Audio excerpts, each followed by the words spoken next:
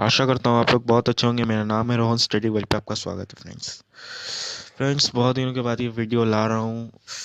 उसकी कारण ये थी कि मैं प्रिपरेशन कर रहा था अपने एग्ज़ाम की। एग्ज़ाम इनफैक्ट मेरे 16 से स्टार्ट नहीं होने वाले हैं, इसी के लिए प्रिपरेशन कर रहा था, नहीं ला पाया। माफ़ी चाहता हूँ आप सभी लोग से। फ्रेंड्स, ये मेरी चौथी वीडियो है मेरी चैनल की और बैटल सीरीज़ की थर्ड वीडियो है। ये वीडियो लाया हूँ फ्रेंड्स, जो है फर्स्ट बैटल ऑफ पानीपत के ऊपर। फर्स्ट बैटल ऑफ पानीपत जो आप लोग जानते ही होंगे, बाबर और इब्राहिम लोदी के बीच में हुआ था। अगर ये युद्ध ना होता तो आज कह सकते हैं इतिहास में मुगल पीरियड का नाम भी नहीं होता। ऐतिहासिक युद्ध थी दो योद्धाओं के बीच में, बाबर इब्राहिम लोदी के बीच में। इब्राहिम लोदी, एक चीज़ आप लोग को क्लियर कर देना चाहता हूँ मैं बाबर और इब्राहिम लोदी के बारे में। इब्राहिम लोदी लास्ट रूलर था दिल्ली सल्तनत का, as well as Lodi dynasty का। आप लोग जैसे जानते होंगे 5 पार्ट्स में डिवाइडेड थे, 5 डायनेस्टीज में डिवाइडेड थे दिल्ली सल्तनत, जो थे पहले कुतुबुद्दीन ऐबक। कुतुबुद्दीन ऐबक के बारे में एक चीज़ बता देता हूँ फ्रेंड्स आपको। कुतुबुद्दीन ऐबक सन इन लॉ था, दामाद था किसका? मोहम्मद गोरी का, जो पृथ्वीराज चौहान के साथ बैटल ऑफ तराइन 1-2 लड़ा था 91-92 में, जिसके ऊपर मैंने एक वीडियो भी बनाई थी, आपको फ्रेंड्स याद होगा आप लोग को।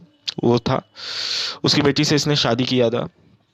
इसके भी एक अलग ही स्टोरी है, कभी और मैं आपको बताऊंगा, दूसरी वीडियो में बना के आपको सुना दूंगा ये कहानी अच्छे से। वही था।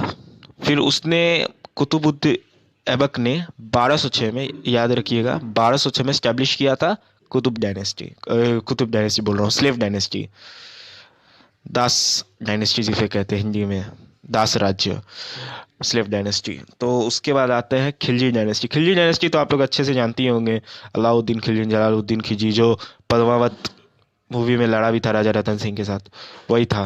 खिलजी डायनेस्टी के ही थे। फिर आते हैं तुगलक डायनेस्टी, मोहम्मद बिन तुगलक, फिरोज शाह तुगलक, आप लोग तो जानते भी होंगे अच्छे से। फिर आते हैं सैयद डायनेस्टी। फ्रेंड्स, एक चीज़ आपको बता देना चाहता हूँ मैं, सैयद डायनेस्टी ओवरऑल पूरे दिल्ली सल्तनत या सल्तनत डायनेस्टी की सबसे छोटी डायनेस्टी थी, सैयद डायनेस्टी। फिर आती है लोधी डायनेस्टी। लोधी डायनेस्टी जो लास्ट डायनेस्टी थी, जिसका लास्ट रूलर था, फर्स्ट रूलर था आपका सिकंदर लोधी, फिर बहलोल लोधी, फिर आता है इब्राहिम लोधी लास्ट रूलर, जिसके साथ फाइट होती है, मतलब बैटल होती है बाबर के साथ। बाबर के साथ ये युद्ध होती है 1526 में। फ्रेंड्स, कमेंट में ये बताइए पानीपत किस राज्य में, कमेंट्स में बताइएगा। फ्रेंड्स, आपको एक चीज़ बता देना चाहता हूँ, अभी जितने भी बड़े बड़े, जितने भी रण क्षेत्र हैं, बैटल फील्ड हैं, जितने भी बड़े बड़े इतिहास के हुए थे, 3 सबसे बड़े बड़े हुए हैं हरियाणा में, पानीपत, तराइन और कुरुक्षेत्र। कुरुक्षेत्र तो बहुत पुराने हो। तो आते हैं युद्ध के ऊपर। युद्ध शुरुआत होती है बाबर इब्राहिम लोदी के बीच में। शुरुआत में इब्राहिम लोदी जीतने लगता है, क्योंकि बाबर अपनी एक्चुअल सेना को उतारता ही नहीं है शुरू में। उसकी एक्चुअल सेना बाबर के पीछे में रहती है, मतलब 1-1.5 किलोमीटर पीछे में रहती है। कमांड नहीं आया था, उन लोग को ऑर्डर नहीं आया था आगे आने का। जब आधा युद्ध होने तक आया था तब उसने अपनी एक्चुअल सेना को भेजा बाबर ने। फिर इब्राहिम लोदी देख के ही डर गया। मेन इसमें ये युद्ध जो लॉस हुआ, इब्राहिम लोदी जो इतना लूज हो गया इस वॉर में, हारा, इसका मेन कॉज ये भी था क्योंकि इब्राहिम लोदी बहुत हल्के में लिया था इस युद्ध को, बहुत ही ज़्यादा हल्के में लिया था। इसी के लिए अगर हल्के में नहीं लेता तो शायद आज मुगल डायनेस्टी के बारे में हम लोग पढ़ते भी नहीं। बहुत हल्के में लेते हैं, यही कारण था उसके हारने का। लेकिन बाबर की जब एक्चुअल सीना आई, जो बहुत इंटरेस्टिंग पार्ट है फ्रेंड्स, ध्यान से सुनिएगा, तब आते ही उसने, मतलब इब्राहिम लोदी का 80% से भी ज़्यादा चांस हो गया था, 80%, उससे मोर देन 80% कह सकते हैं। लेकिन इसकी जब एक्चुअल सेना आई बाबर की, पूरा सिचुएशन बदल दिया, पूरा समय ही बदल दिया उसने, एक तरफा कह सकते हैं। पूरा सिचुएशन जो चल रहा था, जो जीत की कगार पे थी इब्राहिम लोदी की सेना, वो हार की कगार पे कैसे आती है आप सुनिए। आती है मतलब इतनी, मतलब क्या कह सकते हैं, क्रूरता एकदम, मतलब जोश के संग एक्चुअल सेना जब आई बाबर की, मतलब उन लोग जितने भी थे 1000 हो या जितने भी हज़ारों, 15,000 16,000 थे, आते हैं और वो लोग मार नहीं रहे थे, सिर्फ सर धड़ से अलग कर रहे थे।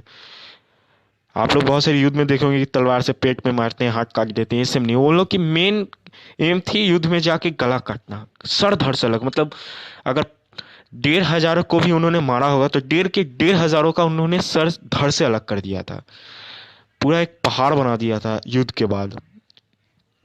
इब्राहिम लोडी की सेना की सैनिक जितने भी थे उनकी वो के साथ,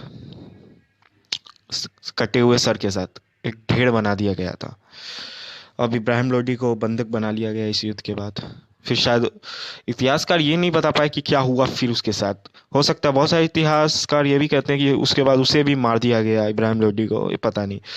लेकिन मेन कॉज यही था, इब्राहिम लोडी बहुत हल्के में लिया था। फिर बाबर आ गया, स्टैब्लिश किया 1526 में अपना मुगल डायनेस्टी, मुगल एम्पायर।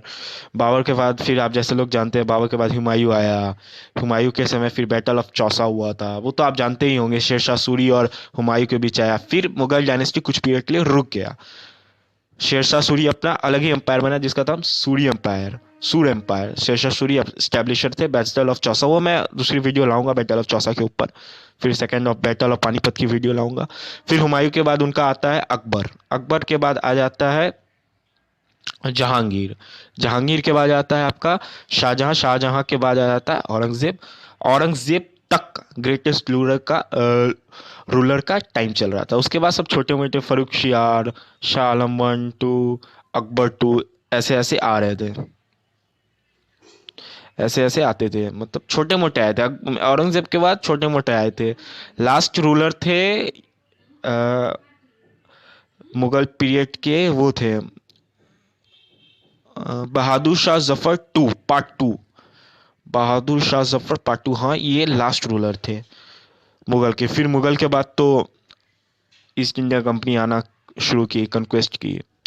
और फ्रेंड्स एक चीज़ आपको और क्लियर कर सकता हूँ, बाबर कभी भी इंडिया में कैप्चर करने नहीं, अपना राज्य बनाने नहीं आया था। उसका मेन एम था इंडिया को लूटना, क्योंकि यहाँ की चमक दमक ही अलग थी, सोने की चिड़िया कहा जाता था। बाबर कभी नहीं चाहता था कि यहाँ पे आके कैप्चर करिए। Babur never wanted to capture India और कॉन्क्वेस्ट इंडिया।